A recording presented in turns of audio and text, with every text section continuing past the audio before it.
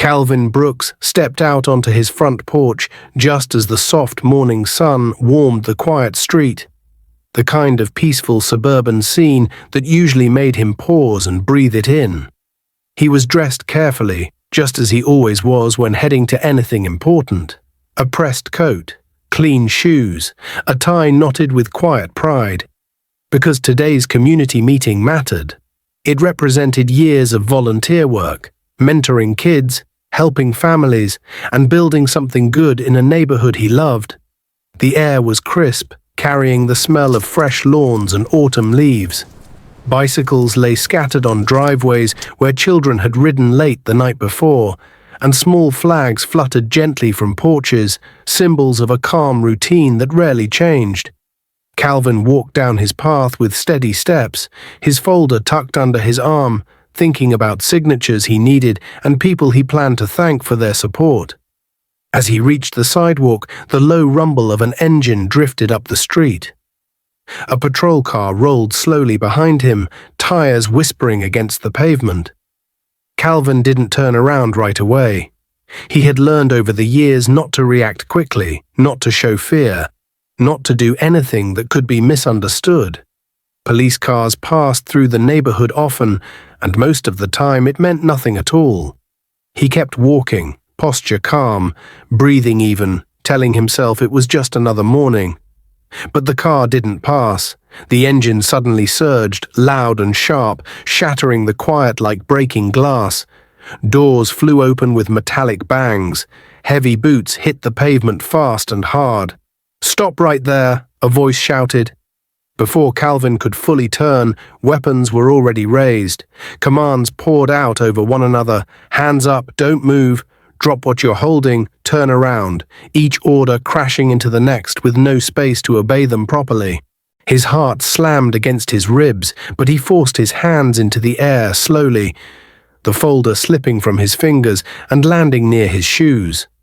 The calm morning had vanished in seconds, replaced by sharp tension and flashing authority. Across the street, a curtain shifted. A woman leaned forward at her window, eyes wide, not with worry but with fascination. Her lips curved slightly, as if she were watching entertainment instead of a man being surrounded by guns. Calvin felt it then, the change in the air, the unspoken truth settling heavy in his chest. This wasn't a casual stop. This wasn't routine. This wasn't about safety. This was a hunt. Every instinct told him he had already been chosen, judged, and cornered before a single word had been spoken. As the officers closed in, voices sharp and impatient, Calvin understood with chilling clarity that he was no longer just a neighbor walking to a meeting. He was a target. The officers moved in fast, gripping Calvin's arms before he could even process the flood of commands still being shouted at him, twisting his shoulders back with rough precision, while one of them yelled that he was resisting. The words echoed down the peaceful street, loud enough for every neighbor to hear, even though Calvin's feet never shifted and his hands remained raised in surrender.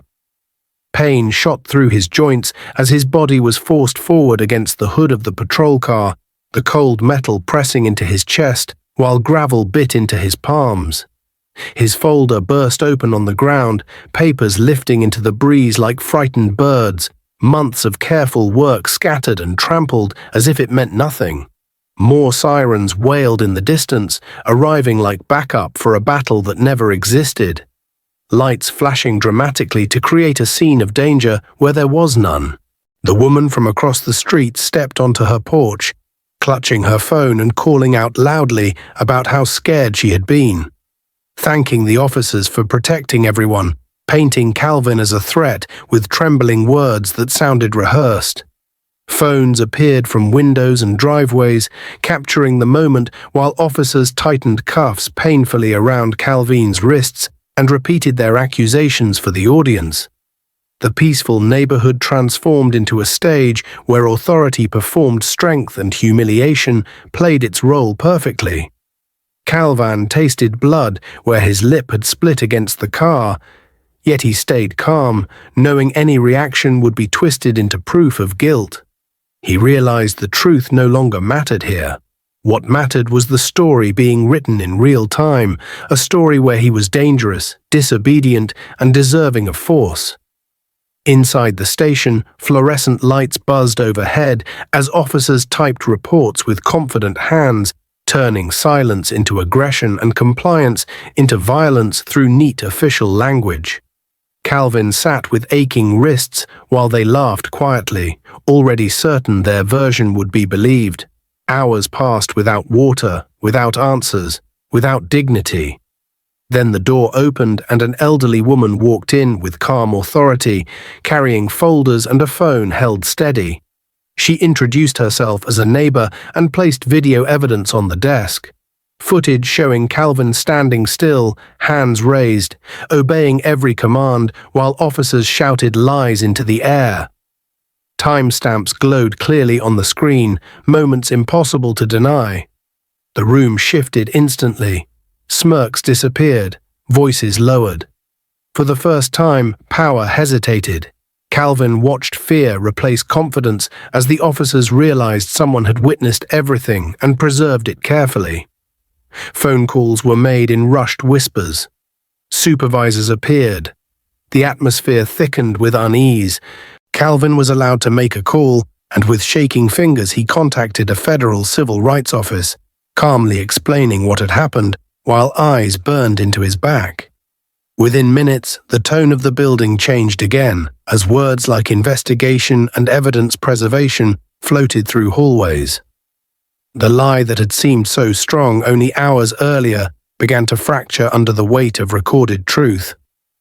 By morning, federal agents arrived quietly, collecting footage, seizing devices, and uncovering deleted files that showed officers planning the arrest narrative before it even happened. Text messages revealed intentions to write up resistance regardless of reality. In court, the evidence unfolded piece by piece, the truth sharper than any accusation. The judge dismissed the charges permanently, calling the conduct a grave abuse of power. Officers were fired and stripped of their badges. Department leaders resigned. Investigations spread wider, uncovering patterns that had gone unchecked for years. Calvin stood free again, his name cleared, his dignity intact. But instead of walking away, he worked with lawyers and neighbors to build systems that protected others. Community legal support, evidence preservation training, and rapid response networks for future injustice. The quiet man who had once walked peacefully down his street had become the spark for lasting change. When Calvin finally returned home, the same porch greeted him, the same sunlight warmed his face, but the fear that once lived there was gone. He hung up his coat slowly, loosened his tie, and breathed deeply, knowing that what began as a hunt had ended as accountability, and that truth, when protected, was stronger than any badge or lie.